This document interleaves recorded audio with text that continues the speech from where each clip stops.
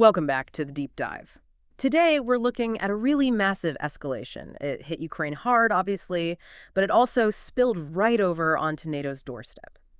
Our mission here is to kind of understand the scale, the strategy behind this huge Russian air attack, and then, the reactions it provoked from bordering countries. Yeah. And we're talking about events that just happened overnight, really. Mhm. The scale is, well, it's quite shocking. The Ukrainian Air Force reported dealing with a single massive attack. Get this, 619 aerial weapons launched.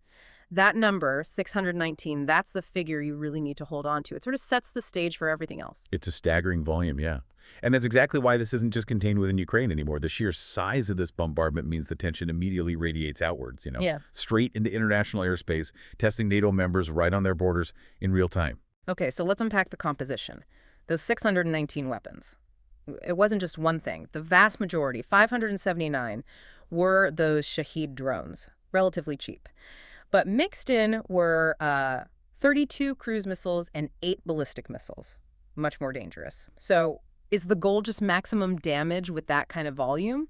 Or is there something more strategic going on? That's really the critical question, isn't it? The volume itself, it's a weapon, a calculated one. Yes, the ballistic and cruise missiles target high-value sites, forcing Ukraine to use its best, most expensive interceptors. But those 579 drones, they're D-toys, partly. Right.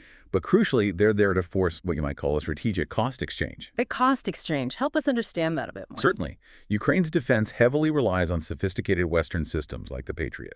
Very expensive. A single Shahed drone might cost, what, maybe $20,000? Okay.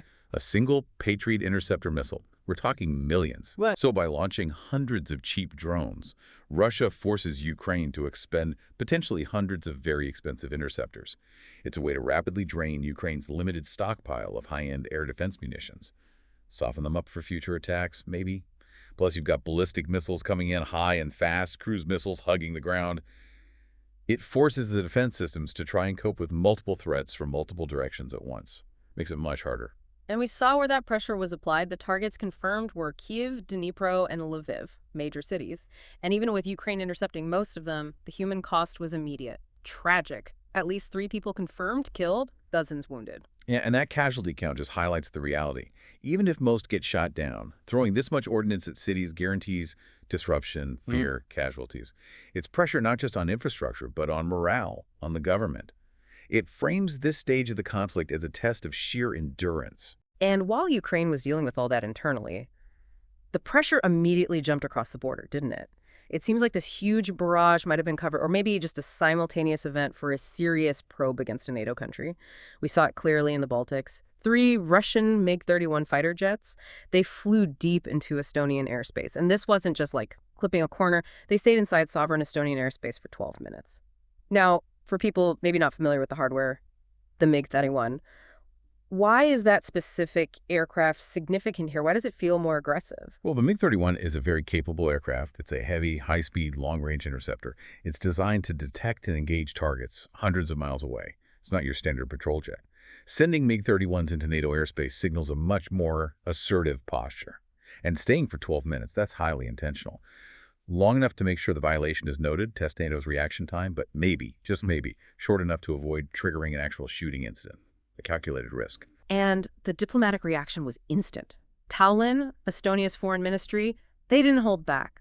Called it unprecedentedly brazen. Exactly. They clearly saw it as a deliberate test, testing their defenses, their rules of engagement, their political will. Moscow's response, well, it was predictable. They dismissed it, said it was a scheduled flight, all done in strict accordance with the rules. That gap between what Estonia says happened and what Moscow claims, that's part of the strategy too. Create fog while pushing boundaries. And this wasn't just happening in the Baltics, right? At almost the same time, Poland, another key NATO neighbor, was reacting to that wave of 619 weapons heading towards Ukraine, some getting dangerously close to the Polish border. Poland scrambled its own fighter jets, put its aircraft, its air defenses on the highest state of readiness. Yeah, and what's really fascinating here is how this conflict is constantly actively testing NATO's Article 5 readiness along that eastern flank. The Polish scramble, the Estonian incident, these are defensive actions, right? Jets taking off, radars lighting up.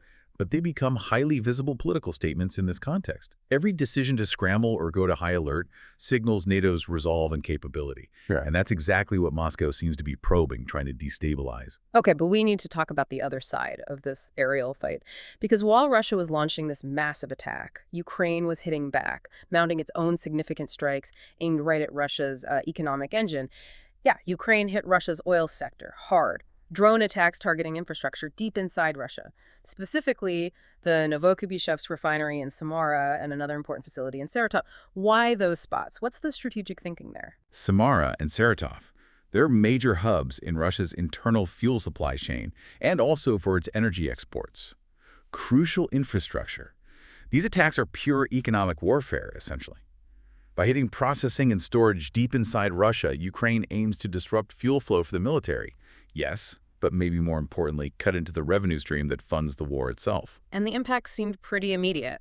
Local Russian authorities confirmed explosions, big fires, reports of at least 4 deaths connected to those strikes, and even local airports had to ground flights for a while. It shows Ukraine's drone capability is evolving, becoming more effective. They're managing to create real disruption, visible economic pain, far behind the front lines.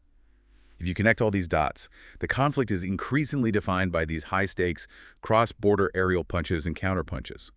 Targeting military capacity, yes, but also economic survival. The international reaction isn't just military readiness either. The diplomatic and economic responses are ramping up fast.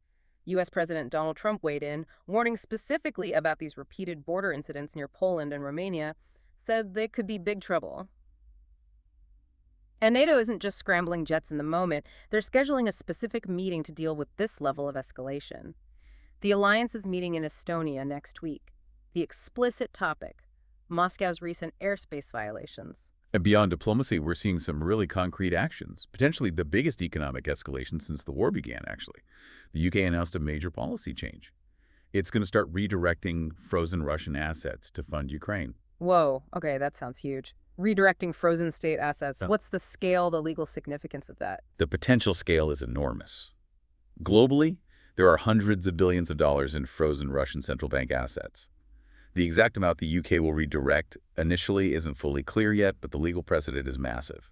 Until now, these assets were mostly just frozen, sitting there. By actually redirecting them to fund Ukraine's defense, its reconstruction, the UK is creating a powerful form of economic counterpressure, essentially making Russia pay directly for the damage its war is causing. It directly links their actions to their sequestered money. That's a significant economic punch. And it's being paired with renewed military commitments, too. European leaders condemned the incursions, pledged to reinforce NATO's eastern defenses, strengthening that deterrent posture. So putting it all together, the response is becoming really comprehensive, right?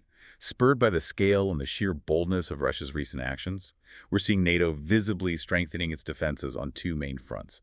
Militarily, with more forces in higher readiness, and economically, with this potentially game-changing move on frozen assets. Okay, so let's recap the key takeaways for you. The critical knowledge nuggets you need from this deep dive. First, the sheer scale of that Russian attack, 619 weapons in one night.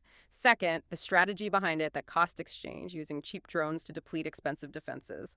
Third, the specifics of the NATO border incidents, those 3 aggressive MiG-31s spending 12 minutes in Estonian airspace, Poland scrambling jets. And finally, the dual response Ukraine hitting back at Russia's oil industry, and the West stepping up with serious economic moves, like the UK redirecting assets alongside military reinforcement. Yeah, and the dynamic we're seeing now reveals something really crucial, I think. Even when most incoming missiles or drones get intercepted, the sheer volume, the speed, the flight paths, they're being successfully used not just for destruction, they're being used to consistently test and destabilize the readiness of the NATO countries right next door. Which raises a really important question for you to think about. Is the main goal of these massive air assaults still purely about damaging Ukraine? Or is it increasingly about forcing NATO into a state of constant reaction, constantly spending resources, constantly revealing its response times and procedures?